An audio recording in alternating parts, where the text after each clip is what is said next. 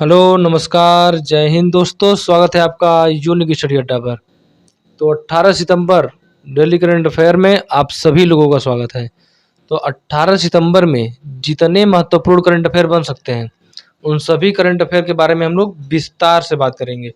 Current affair तो हम लोग जानेंगे ही, इसके साथ साथ जो एक्स्ट्रा पॉइंट बनते चलेंगे, जैसे जीके जीएस, स्टैटिक जीके और अन्य किसी भी तरह का क्वेश्चन जो बनता चलेगा, उन सभी चीज़ों के बारे में हम लोग बात करते हुए चलेंगे।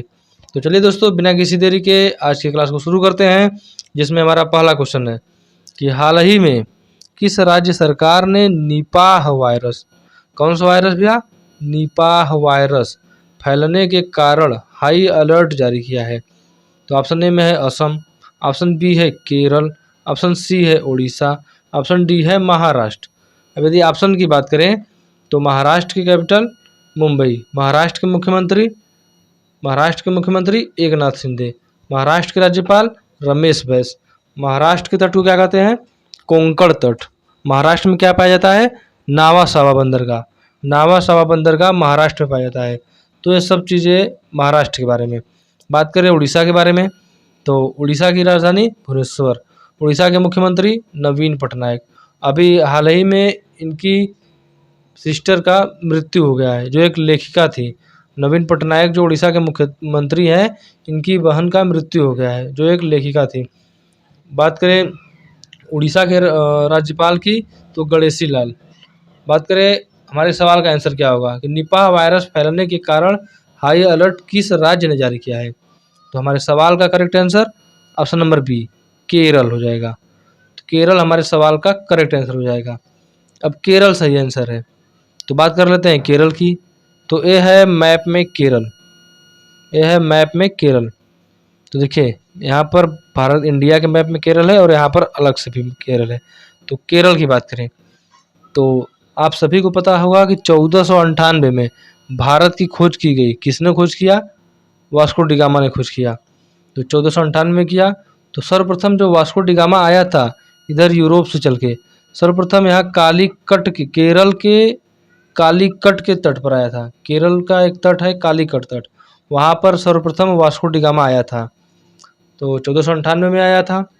अब केरल की और बात करें तो यहाँ के मुख्यमंत्री हो जाएंगे पिनरई विजयन, पिनरई विजयन यहाँ के मुख्यमंत्री हो जाएंगे। यहाँ के राज्यपाल की बात करें तो आरिफ मोहम्मद खान, आरिफ मोहम्मद खान यहाँ के राज्यपाल हो जाएंगे। तो हमने कैसे याद किया था, पिनरई विजयन। तो जो विजय होगा वो तारीफ के काबिल होगा। तो विजयन, पिनरई विजयन, तारीफ यानी आरिफ। तो पिनरई विजयन, आरिफ मोहम्मद खान, ऐसे याद रख लेंगे। बात करें हम लोग केरल की ओर, तो केरल में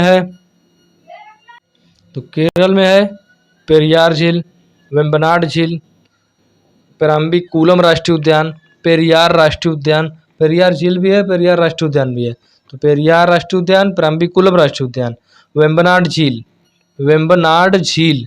तो वेम्बनाड झील की यदि हम लोग बात करें तो वेम्बनाड झील भारत की सबसे लंबी नदी है।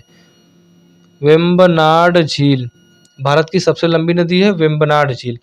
केरल की हम लोग और यदि बात करें तो केरल की राजधानी कहाँ है, तिरुवनंतपुरम। केरल के तट को कहा जाता है मालाबार तट, केरल के तट को कहा जाता है मालाबार तट। तो इस तरह हम लोगों ने, हमारे सवाल का आंसर था केरल, तो केरल के बारे में बात किया। चलते हैं नेक्स्ट क्वेश्चन पे। अगला क्वेश्चन हमारा हो जाएगा कि हाल ही में विश्व ओजोन दिवस कब मनाया गया। तो दिवस के बारे में पूछ दिया, तो हम लोग कुछ महत्वपूर्ण दिवस के बारे में जान लेते हैं सितंबर माह में। तो सर्वप्रथम देखते हैं 2 सितंबर, 2 सितंबर को मनाया जाता है विश्व नारियल दिवस। इसके बाद आ जाएगा 5 सितंबर, तो 5 सितंबर शिक्षक दिवस आप सभी को पता होगा, लेकिन इसके साथ ही अंतर्राष्ट्रीय चैरिटी दिवस भी 5 सितंबर को मनाया जाता है। नेक्स्ट है इसमें हमारा 8 सितंबर, 8 सितंबर को मनाया जाता है अंतर्राष्ट्रीय साक्षरता दिवस। 8 सितंबर को अंतर्राष्ट्रीय साक्षरता दिवस मनाया जाता है। इसके बाद हम लोग बात करें तो आ जाएगा हमारा 15 सितंबर। 15 सितंबर को क्या मनाया जाता है, तो इंजीनियर डे या जुगाड़ू दिवस भी मनाया जाता है 15 सितंबर को। उसके बाद 16 सितंबर, 16 सितंबर को मनाया जाता है विश्व ओजोन दिवस। तो हमारा सवाल भी यही है कि विश्व ओजोन दिवस कब मनाया जाता है। तो मैं सवाल का करेक्ट आंसर 16 सितंबर, 16 सितंबर हमारे सवाल का एकदम करेक्ट आंसर हो जाएगा। चलते हैं नेक्स्ट क्वेश्चन पे। अगला प्रश्न हमारा है कि हाल ही में कहाँ पर आदि शंकराचार्य की 108 फीट ऊंची प्रतिमा का अनावरण किया गया, कहाँ पर किया गया? तो ऑप्शन ए में मध्य प्रदेश, बी में राजस्थान, सी में हरियाणा, डी में नॉन ऑफ दीज, यानी इनमें से कोई नहीं। तो कौन सा हो जाएगा हमारे सवाल का आंसर? पहले यदि ऑप्शन की बात करें तो हरियाणा की बात करें, मुख्यमंत्री मनोहर लाल खट्टर यहाँ के हो जाएंगे। बात करें राजस्थान की, तो राजस्थान के मुख्यमंत्री अशोक गहलोत। राजस्थान की राजधानी जयपुर। राजस्थान के राज्यपाल की बात करें तो कलराज मिश्र राजस्थान के राज्यपाल हो जाएंगे। राजस्थान के बारे में और यदि बात करें तो राजस्थान में एक जगह है माउंट आबू। माउंट आबू में क्या है? दिलवाड़ा का जैन मंदिर माउंट आबू में स्थित है। माउंट आबू एक हिल स्टेशन है। माउंट आबू में पाया जाता है अरावली पर्वत। माउंट आबू राजस्थान में पाया जाता है अरावली पर्वत। अरावली पर्वत की यदि हम बात करें तो राजस्थान में इसका सबसे अधिक भाग पाया जाता है अरावली पर्वत की। तो ये हो गई राजस्थान के बारे में। अब बात करें हमारे सवाल का आंसर क्या होगा कि आदि शंकराचार्य की 108 फीट ऊंची प्रतिमा का अनावरण कहाँ किया गया? तो आंसर हो जाएगा मध्य प्रदेश। अब सवाल का आंसर हो गया मध्य प्रदेश। तो हम लोग देख लेते हैं मध्य प्रदेश के बारे में। तो ये है मैप में मध्य प्रदेश। मध्य प्रदेश देखिए लैंडलॉक स्टेट है, यानी इसके चारों तरफ कोई जल का भाग नहीं है, तो ये लैंडलॉक हो गया, यानी स्थल अवरुद्ध हो गया देश, कंट्री स्टेट। बात करें मध्य प्रदेश तो यहाँ के हो जाएंगे मुख्यमंत्री, सीएम हो जाएंगे शिवराज सिंह चौहान। शिवराज सिंह चौहान। राज्यपाल की बात करें तो छगन भाई पटेल। छगन भाई पटेल यहाँ के राज्यपाल हो जाएंगे। हम लोग बात करें मध्य प्रदेश तो मध्य प्रदेश में है रातापानी राष्ट्रीय उद्यान, बांधवगढ़ राष्ट्रीय उद्यान, माधव राष्ट्रीय उद्यान, पेंच राष्ट्रीय उद्यान। तो ये सभी राष्ट्रीय उद्यान मध्य प्रदेश में है। और सबसे मोस्ट इम्पॉर्टेंट राष्ट्रीय उद्यान कूनो राष्ट्रीय उद्यान मध्य प्रदेश में है। यह क्यों इम्पोर्टेंट है? क्योंकि अभी हाल ही में यहाँ पर नामीबिया से कुछ चीते आए हैं। कितने चीते आए हैं? 8 चीते नामीबिया से लाए गए हैं, एक कूनो राष्ट्रीय उद्यान में लाकर छोड़ दिए गए हैं। तो ये सब जानकारी मध्य प्रदेश के बारे में। मध्य प्रदेश की बात करें तो मध्य प्रदेश में पाई जाती है सतपुड़ा पर्वत। सतपुड़ा पर्वत पाई जाती है मध्य प्रदेश में। सतपुड़ा प्रदेश में एक श्रृंखला चोटी है। कौन सी चोटी है? मैकाल पर्वत। यहाँ पर है अमरकंटक की पहाड़ी एक होती है। सतपुड़ा पर्वत का एक चोटी है अमरकंटक। तो अमरकंटक से निकलती है नर्मदा नदी। नर्मदा नदी मध्य प्रदेश में बहती है। नर्मदा नदी पर है कपिलधारा जलप्रपात। तो इतनी सब जानकारी मध्य प्रदेश के बारे में। चलते हैं अगले क्वेश्चन पे। अगला क्वेश्चन हमारा हो जाएगा हमारा कि हाल ही में जमीनी स्तर पर क्रिप्टो अपनाने वाला कौन सा देश शीर्ष पर रहा? तो क्रिप्टो की बात करें तो क्रिप्टो क्या है? तो क्रिप्टो एक डिजिटल करेंसी है।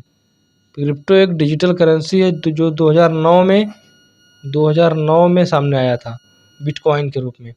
तो क्रिप्टो एक डिजिटल करेंसी है। तो कौन सा देश शीर्ष पर रहा क्रिप्टो को अपनाने के लिए जमीनी स्तर पर? तो इसका आंसर हो जाएगा भारत। अपना देश भारत। तो भारत का है तो बात कर लेते हैं भारत की। तो यह है मैप में भारत। भारत की बात करें तो भारत की उत्तर से दक्षिण तक की लंबाई 3214 किलोमीटर। 3214 किलोमीटर हो जाएगी। 14 किलोमीटर। वही पूरब से पश्चिम तक की लंबाई बात करें तो 2933 किलोमीटर। 2933 किलोमीटर लंबाई है टोटल। बात करें भारत की तो भारत क्षेत्रफल के मामले में 7वें स्थान में है विश्व में। जनसंख्या के मामले में पहले स्थान पर है विश्व में। और भारत की बात करें तो भारत के प्रधानमंत्री हैं नरेंद्र मोदी जी। नरेंद्र मोदी जी वर्तमान में भारत के प्रधानमंत्री हैं। भारत की सीमा पाकिस्तान से लगती है, अफगानिस्तान से, चीन से, नेपाल से, उसके बाद भूटान से, म्यांमार और बांग्लादेश से भारत की सीमा लगती है। तो इतना जानकारी तो आपको भारत के बारे में होना ही चाहिए। चलते हैं नेक्स्ट क्वेश्चन पे। अगला क्वेश्चन हमारा है, ये देखिए अखंड भारत है चित्र। जब अशोक भारत के राजा थे, भारत के सम्राट थे अशोक, तब का यह मैप है। तो जो पाकिस्तान के इधर हिस्सा है अफगानिस्तान है, इधर नेपाल है, भूटान है, बांग्लादेश, म्यांमार, ये सभी भारत के भाग हुआ करते थे कभी। चलते हैं नेक्स्ट क्वेश्चन पे। हाल ही में किस देश ने आधिकारिक तौर पर रूस के वैगनर ग्रुप को आतंकवादी संगठन घोषित किया है? तो रूस का है। तो बात कर लेते हैं पहले रूस की। तो देखिए ये है मैप में रूस, ये हो जाएगा आपका मैप में रूस, रूस मैप में हो जाएगा ये रूस। देखिए रूस की राजधानी मॉस्को। यहाँ की मुद्रा की बात करें तो रूबल, रूबल रूस की मुद्रा हो जाएगी। प्रेसिडेंट की बात करें तो पुतिन, पुतिन यहाँ के प्रेसिडेंट हो जाएंगे। बात करें रूस और यूक्रेन के बीच में भी युद्ध चल रहा है, तो रूस और यूक्रेन के बीच युद्ध चल रहा है। तो ये सब जानकारी रूस के बारे में एकदम बेसिक जानकारी आपको पता होना चाहिए। अब हमारे सवाल का आंसर देखिए दी, तो सवाल का आंसर हो जाएगा ब्रिटेन। ब्रिटेन हमारे सवाल का एकदम करेक्ट आंसर हो जाएगा।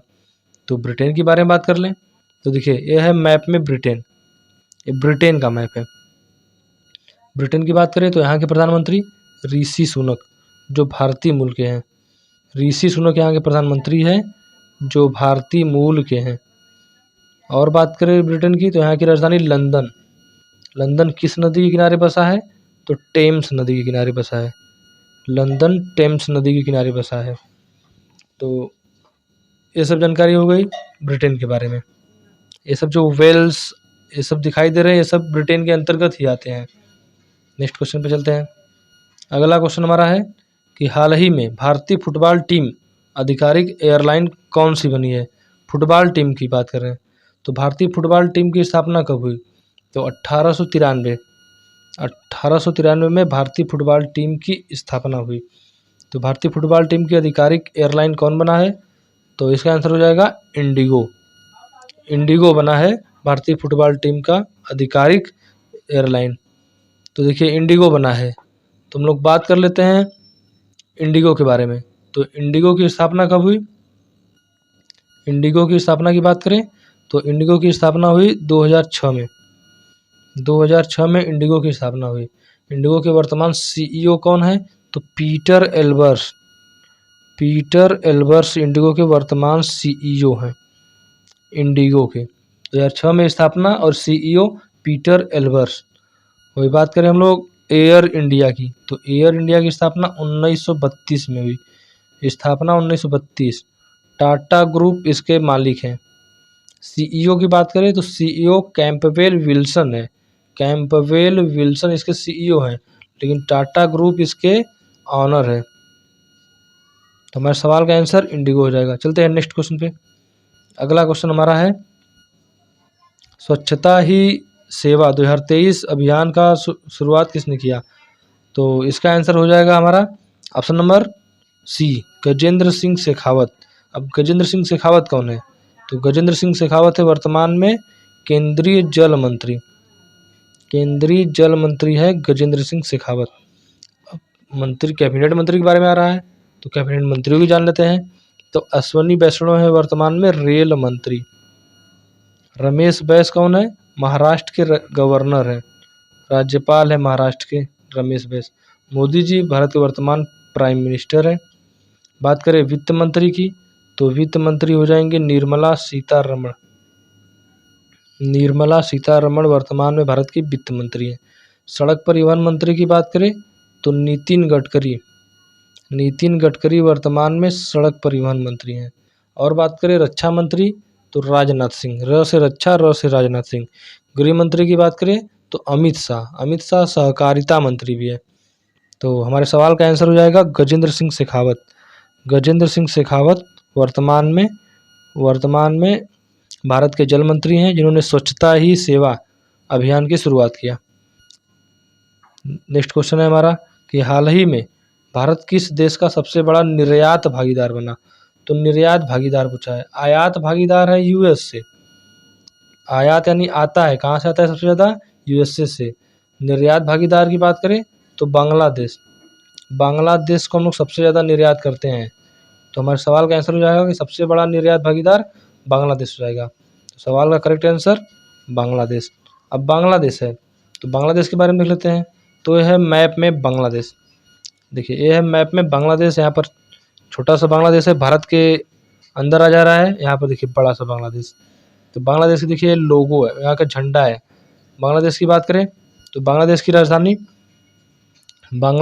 राजधानी ढाका। बांग्लादेश की राजधानी ढाका।